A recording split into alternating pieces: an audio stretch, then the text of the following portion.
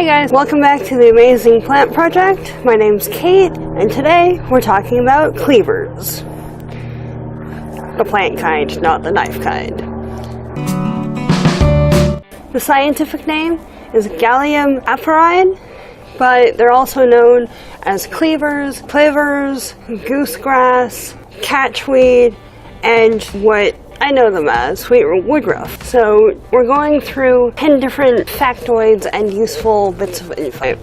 So number 1, they are used for a wide variety of medical purposes, namely as a diuretic to help with skin problems, as a mild laxative. It's good as a laxative because it helps stimulate the lymphatic system that also helps with the skin problems, like eczema and psoriasis. As a fresh juice or a poultice, it's really good for wounds or ulcers or other kinds of skin conditions. And it's good as a detox because it helps rid the body of toxins during extreme medical distress like cancer. As an infusion, it helps with glandular fever, tonsillitis, hepatitis, cystitis, and liver, kidney, and bladder problems. It helps to flush out the toxins. As a dried or fresh herb, it's really good as anti-inflammatory, an astringent, a depurative, a diaphoretic, a diuretic, a febrifuge, a tonic, and a vulnerary. But as always, if you have or think you have a very serious situation happening,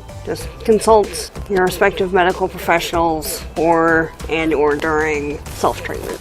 Alright, so number 2 is the chemical constituent. So in that you have the coumarins, indoid glycosides, asparicides that are kind of a gentle purgative to help you expel whatever the issue is easier. Acumins, some tannins, citric acid, and dietanic acid. Now, as we saw in the first section, there's a lot of very good properties in the cleaver plant, but it doesn't taste very nice if you try and consume it raw. You can.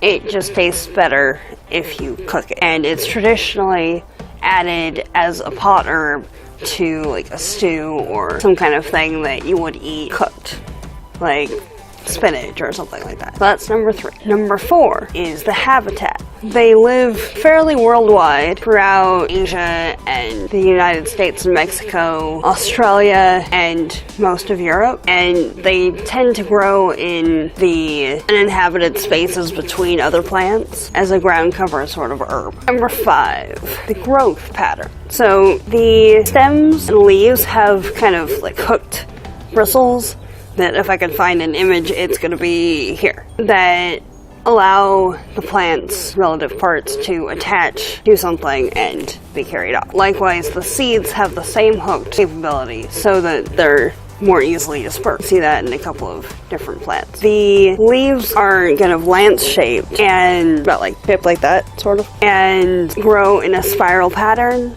about 6 or 8 in a swirl along the stem, and each of these like long stems can be up to 6 feet tall. Now, the flowers grow in small, like 2 to 3 flower clusters on the ends of these stem stalks, but they're only 1/16 to 1/8 of an inch wide in diameter, so they're pretty small. And they bloom about April to September, and they're like pretty small, round seeds that get carried off. Number 6, as good as they are, they're not native to all places, and it's not exactly known where they initially came from, so they can be invasive in some areas, just so you know. And by that, I mean it can take over areas previously inhabited by other native flora that have the same sort of niche. Number 8. Cleavers provide a good source of food for a lot of butterfly larvae,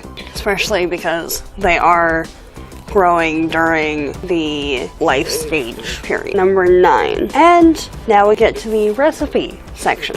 So, just to make sure I don't mess this up, I'm going to read it for you. So, for an herbal recipe that I found, and all the links are going to be in the description below. It's 1 pint boiling water. You add 3 heaping tablespoons of dry or fresh herb and steep for 10 minutes.